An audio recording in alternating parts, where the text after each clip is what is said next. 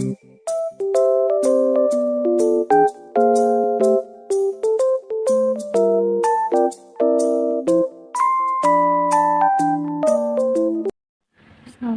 warahmatullahi wabarakatuh. Kelompok saya di sini akan menjelaskan tentang moluska.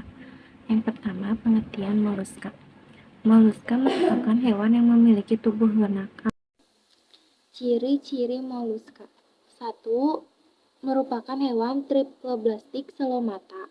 2. Tubuhnya simetri, bilateral, dan tidak beruas-ruas. 3. Umumnya tubuh ditutupi oleh cangkang yang terbuat dari zat kapur yang berfungsi untuk melindungi organ-organ tubuh. 4. Dapat ditemukan di air laut, air tawar, dan daratan, akan tetapi umumnya terdapat di laut. 5. Semuanya mempunyai mantel. Pada beberapa jenis mantel dapat membentuk cangkang atau rumah. Mempunyai struktur berotot yang disebut kaki yang dibentuk dan fungsinya berbeda untuk tiap kelas. 6. Tubuhnya mengeluarkan lendir untuk membantu berjalan. 7. Berkembang biak secara seksual dengan cara pembuahan di dalam tubuh, fertilisasi internal. 8. Ada yang berumah satu dan ada juga yang berumah dua. Pengelompokan moluska. 1.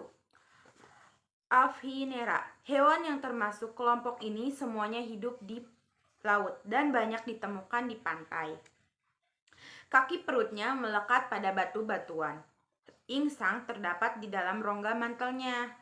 Di bagian dorsal, tubuhnya ditutupi mantel yang dilengkapi dengan 8 kepingan kapur. Contoh Aphinera yang sering ditemukan adalah chiton. Chiton mengalami daur hidup di mana dalam daur hidupnya membentuk larva trochophore. Gastropoda. Gastropoda merupakan kelas moluska terbesar. Gastropoda disebut juga siput. Gastropoda berkaki lebar dan pipih, sehingga membentuk kaki perut. Gastropoda hidup di daratan dan di perairan, baik air tawar maupun air laut. Siput selain bermanfaat sebagai sumber makanan dan sebagai pengurai dekomposer, juga dapat merugikan manusia karena dapat merusak tanaman pertanian dan juga menjadi perantara vektor penyakit. Umumnya, gastropoda mempunyai sebuah cangkang berbentuk spiral. Beberapa yang tidak bercangkang, banyak yang hidup di darat dan sering disebut siput telanjang. Gastropoda bersifat hermafrodit, akan tetapi tidak pernah terjadi pembuahan sendiri. Gastropoda darat bernapas dengan paru-paru. Telurnya mempunyai cangkang kulit. Gastropoda air bernapas dengan insang. Telurnya dilepas satu-satu atau berkelompok dalam zat semacam gelatin. Telur menetas menjadi berbagai fase larva sebelum menjadi dewasa. Banyak telurnya menetas dalam uterus ovovivipar. 3. Scaphopoda. Mempunyai cangkang berbentuk taring atau trompet dengan kedua ujungnya yang terbuka. Hidupnya di laut pada pantai-pantai yang berlumpur.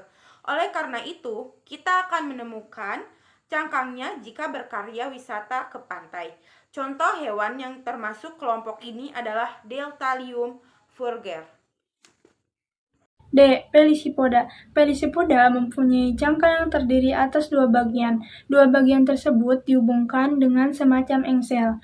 Pelisipoda mempunyai kaki berbentuk pipih seperti kapak dan insang bronkia berupa lembaran-lembaran. Pada cangkang menempel mantelnya. Di tepi cangkang, mantel membentuk bagian cangkang yang baru secara terus-menerus, sehingga cangkang makin lama makin membesar.